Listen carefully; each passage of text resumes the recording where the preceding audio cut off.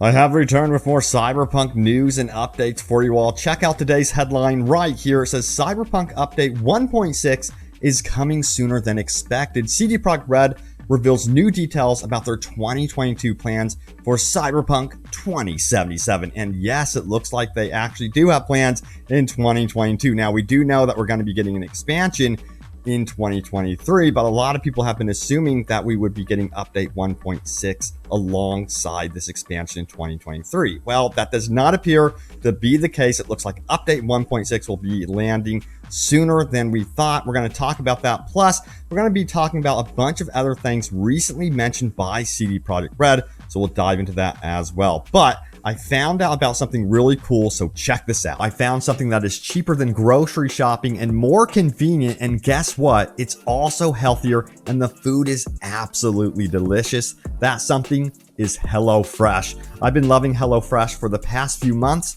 and I've been trying it out, and I can safely say that I'm officially a fan now. It's insanely convenient with easy to prepare meals that make your mouth water. This is fresh food delivered straight to your doorstep from the farm in under a week. And it's never boring. There's a wide variety of meal options to make your taste buds very happy indeed. So if you're curious about HelloFresh and want to try delicious, affordable, and healthy meals this spring, use my link or go to HelloFresh.com and use code POGOWG May16 for up to 16 free meals plus 3 surprise gifts, which include free appetizers, free desserts, and free premium recipes. And this is across 6 HelloFresh boxes plus free shipping. Now, once you click, my description will live update to count up the purchases, so check that out. Now, to be honest with you, one thing I love about HelloFresh is the fact it saves me a ton of money and time, and that is more important than ever before. I'm not stuck eating the same unhealthy fast food over and over again, because that is absolutely boring. HelloFresh has 50 weekly options to make it less what's for dinner and more what else can I do with all of this time. So yeah, be sure to check out HelloFresh in the description below. Use my link or go to HelloFresh.com and use that code POGOWG May16 for up to 16 free meals plus the 3 surprise gifts across 6 HelloFresh boxes plus free shipping. Check it out in the description below. Also, a very special thank you to HelloFresh for partnering up with me on this video.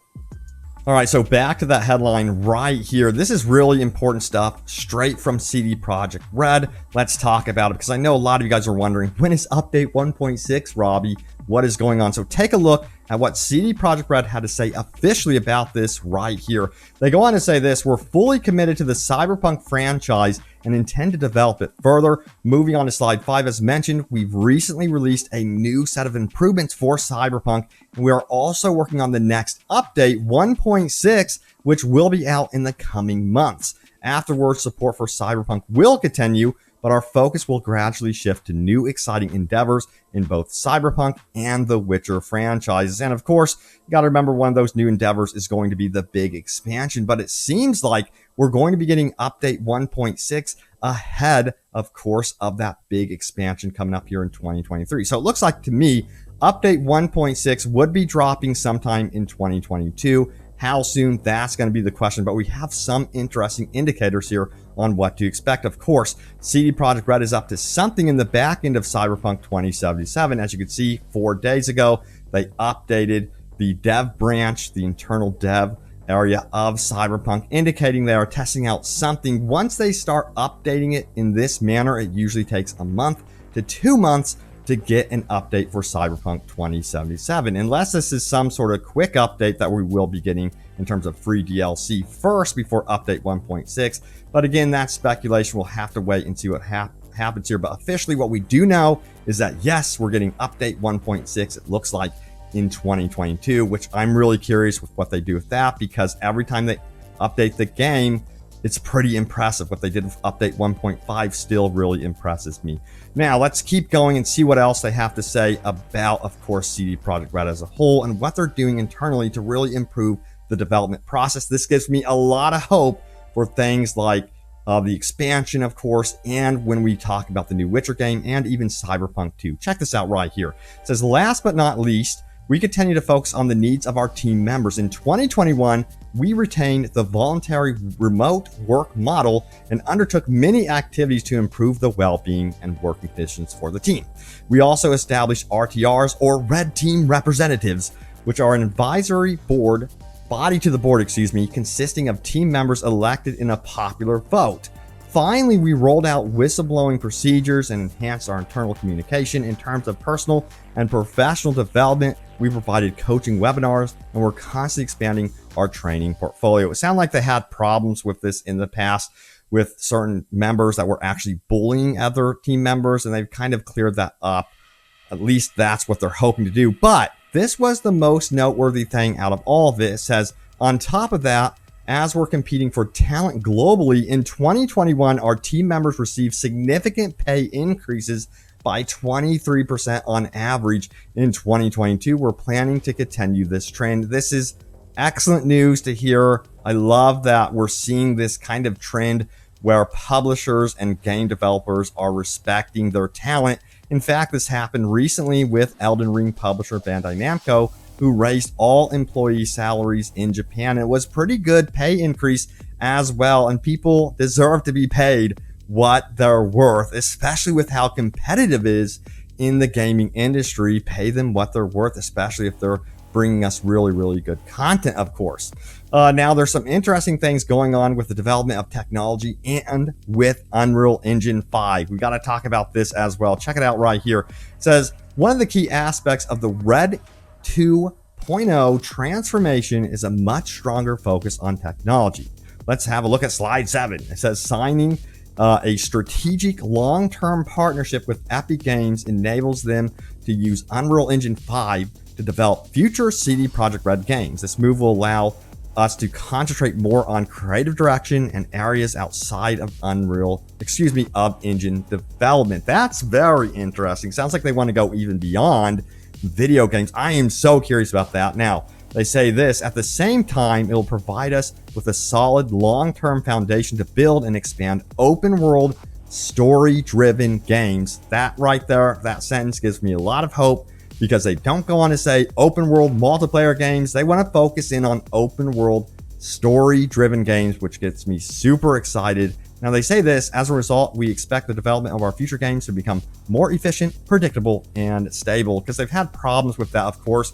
It sounds like Red Engine 2 had its own issues, and then you got to remember senior leadership did leave from CD Projekt RED, and that's going to affect everyone underneath because they're training people on, of course, Red Engine 2. They have the know-how, and suddenly that's missing. So it makes a lot of sense that they're transitioning over to Unreal Engine 5, and it's going to be a more stable work environment. And we might even see games develop faster, so that's potentially exciting right there. Now, it says this, CD Projekt RED Vancouver is working on our current projects, the Cyberpunk expansion, as well as the new Witcher game, while the Molasses Flood continues to develop its own project based on one of our IPs. We continue to recruit talent at both studios. I just wish they would tell us what IP Molasses Flood is working on. At this point, it's absolutely killing me. But CD Projekt RED Vancouver is taking on a lot of the workload. Check this out. Of course, they're looking for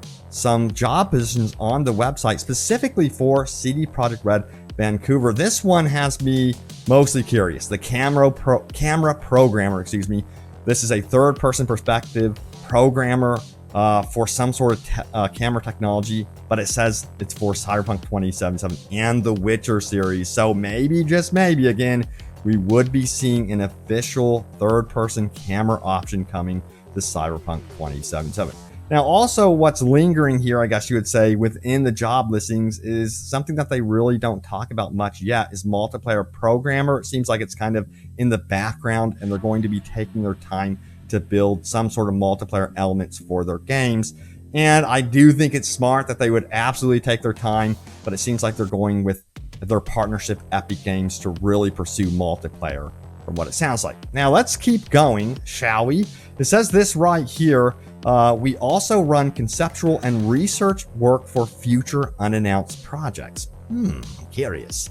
And it says, let me leave you with a quick update on Cyberpunk Edge Runners, the anime series that we've been creating with the Japanese studio Trigger, and which is to be aired on Netflix this year. The production process is now complete. We have recently advanced to post-production. We can't wait to show the series to the world. Stay tuned. We'll have more information to share soon. I can't wait to finally see this. Hopefully it's on that level of Arcane. But, you know, that's wishing a lot. But hey, this studio is insanely talented for sure. All right, so this is an interesting subject right here. CD Projekt RED commented on this. Check it out. It says, and the second question about the acceleration of sales for Cyberpunk after the next-gen release, I would call it a new release. Obviously, it wasn't an entirely new release.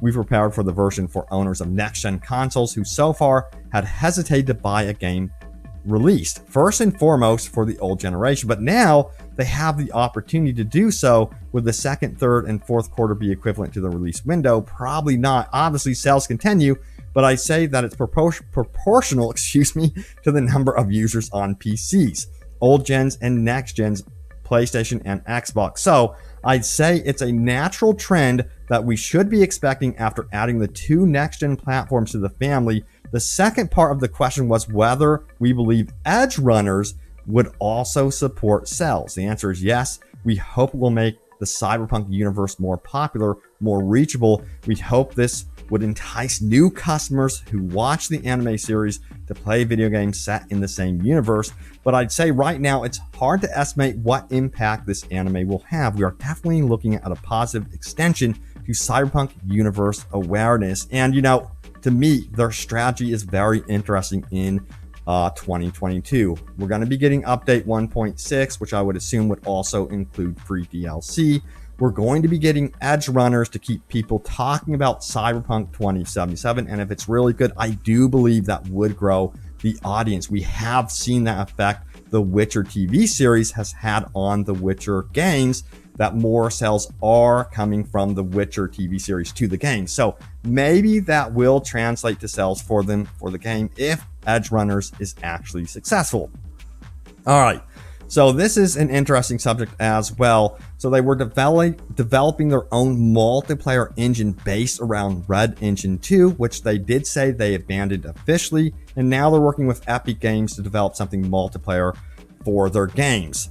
But were there layoffs? And I have to give kudos to CD Projekt RED for this one. It says, I'll take the second one regarding people who have been working on multiplayer. Of course, we need to take into account natural turnover, but there have been no layoffs because of this. We're definitely for having multiplayer content in our games, and we need those people to help us make it happen one day. So no layoffs in this regard whatsoever. So, you know, props to CD Projekt RED for not just firing everyone that once upon a time we're working on the Red Engine 2.0 multiplayer. Of course, that was scrapped. They didn't fire them. They're keeping them around, working on other stuff for either The Witcher and Cyberpunk. But at the same time, they know they're going to need them when it comes time for their Unreal Engine 5 transfer over into that world. So it's very interesting. Now, let's go ahead and talk about your top comments from my most recent Cyberpunk video. Let's get into this right now. So what was my video about? Check it out right here. It says,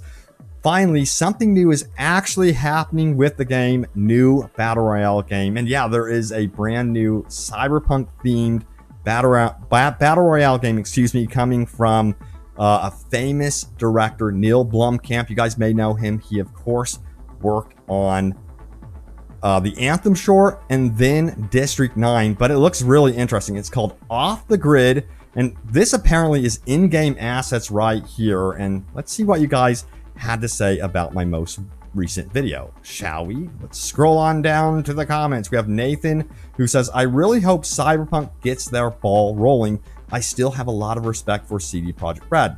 I've always loved their storytelling on the Witcher series and been checking up on updates on 2077 monthly. I really hope someday they put back in the game elements that were taken out before the release. And that's interesting because they actually have done some interesting things. With the E3 2018 demonstration, we could see a lot of missing stuff from that, but they're slowly adding in stuff from that, like parkour mechanics, and of course the Mantis Blades parkour move. Very interesting stuff there. Now we have this one from Christopher. Whoops, I accidentally clicked into it, but let's scroll back down here. Christopher Power, who says, really looking forward to any DLCs or expansions in the future. This game still has so much potential, and I can't wait to see it unfold. Yeah, it seems like they're definitely doing some interesting tactics with updating it. Now, Randall says this, I've seen the word finally so many times when talking about Cyberpunk, it probably should be a meme by now. I'll just wait until finally I can actually play something new in the game and stop watching so many promises, leaks, and other stuff. Yeah, it's interesting because a lot of the leaks have been on point for Cyberpunk. So apparently we're going to be getting new weapons, I believe a new car or something like that, and some other free gigs coming up. So that should be over an hour of content right there. But when it comes to new weapons, that's what I'm mostly interested in, and new cars. And I would hope that they would design some really cool open world reward system around that, where they really have you experiencing the open world through missions and things to acquire those things. But yeah, again, we'll have to wait and see what happens with that. But there it is, everyone. The latest happenings around Cyberpunk 2077. So it looks like update 1.6 will be coming a lot sooner than expected. I honestly thought that was going to be pushed until 2023. Hopefully that doesn't happen, but it does not seem to be the case here because they're updating the back end of Cyberpunk currently. But thank you all so much for watching. Stay tuned for more Cyberpunk and open world gaming goodness, and I will see you all next time. Take care.